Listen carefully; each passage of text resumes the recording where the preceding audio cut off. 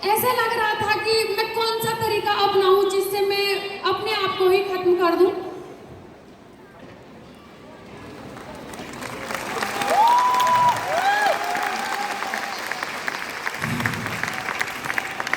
बहुत बार मैंने कई कोशिशें की आत्महत्या करने की, लेकिन जो मेरे दो छोटे बच्चे थे उनका चेहरा देख के मैं ये कदम नहीं उठा सकती थी।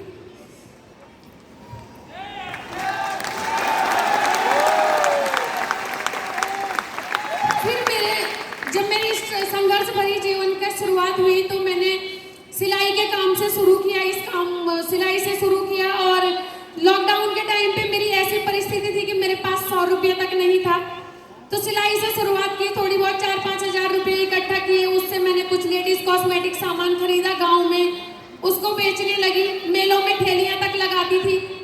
लेकिन उसी बीच मेरे जीवन की सफल मार्गदर्शक मेरी अपलाइन सुषमा बिष्ट दीदी मेरे जीवन में आई और उन्होंने मुझे इस अभियान का विजन क्लियर करवाया।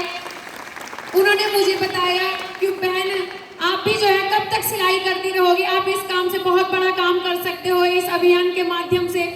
और ये अभियान महिला सशक्तिकरण पे काम कर रहा है। मैंने कहा मैं कैसे कर पाऊंगी। उन्होंने कहा आपको जो है ऑनलाइन मीटिंग अटेंड करनी है और सीखना पड़ेगा यहाँ पे। तो मैंने कहा दीदी माफ़ करना, मेरे पास बटन वाला फ़ोन है, मैं नहीं सीख सकती हूँ, मैं कैसे करूँगी।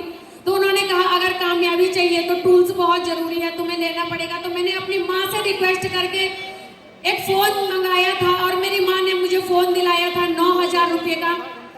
काम करने का कोई बड़ा मकसद नहीं था शुरुआत में, क्योंकि मुझे समझ नहीं आ रहा था, क्योंकि जो मेरी अपलाइन है वो बहुत अच्छी खासी पढ़ी लिखी महिला, उनकी एजुकेशन के बारे में मैं क्या बताऊं, क्योंकि मुझे पता ही नहीं है कि वो डिग्रियां क्या होती है। उनको कहते हैं कि B.Ed M.Ed क्या क्या कर रखा है, यूटेट सीटेट पता नहीं क्या क्या बोलते रहते हैं वो।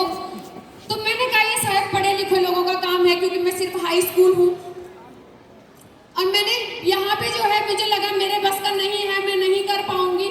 लेकिन मेरी अपलाइन ने मुझे विश्वास दिलाया, भरोसा दिलाया कि नहीं तुम कर सकते हो। तो शुरुआत में मकसद था सिर्फ 9,000 रुपये का फ़ोन जो मेरी माँ ने दिलाया है उसकी कीमत वसूल होनी चाहिए। तो वहाँ से शुरुआत की थी।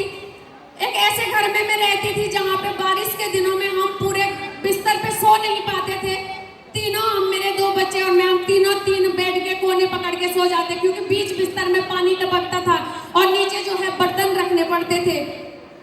तो इस संघर्ष के साथ मैंने इस काम को शुरू किया और मैं धन्यवाद करती हूँ आज का TC सर का, जिन्होंने सही में महिला सशक्तिकरण के ऊपर काम किया है। सिर्फ बातें नहीं, अगर आज ये अभियान नहीं होता पता नहीं मैं इस दुनिया में होती नहीं होती, और होती भी तो पता नहीं कहाँ किस गुमनाम की जिंदगी जी रही होती।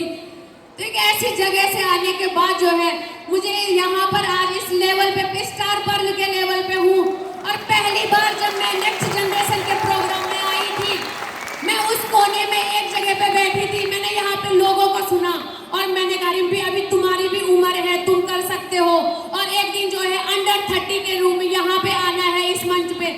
और आज जो है मैं सभी अपनी ग्रेट अपलाइनों को प्रणाम करती हूँ, धन्यवाद करती हूँ, जिनकी वजह से आज मैं यहाँ पे हूँ, जिन्होंने मुझे बहुत सपोर्ट किया, सहयोग किया। और मैं हर महिला को कहती हूँ कि अगर मैं कर सकती हूँ तो आप सभी कर सकते हैं, क्योंकि RCM अभियान हर किसी के लिए, ये हमें विरासत में नहीं मिला है, ये हमें जन जन तक पहुँचाना है। और मैं बोलती हूँ अगर आप जन जन तक पहुँचाने में कामयाब हुए तो यहाँ पे कोई महिला जो है स्ट्रगल करने के बाद आत्महत्या करने के बारे में नहीं सोच सकती है, हर किसी को राह मिल सकती है। तो बहुत बहुत धन्यवाद।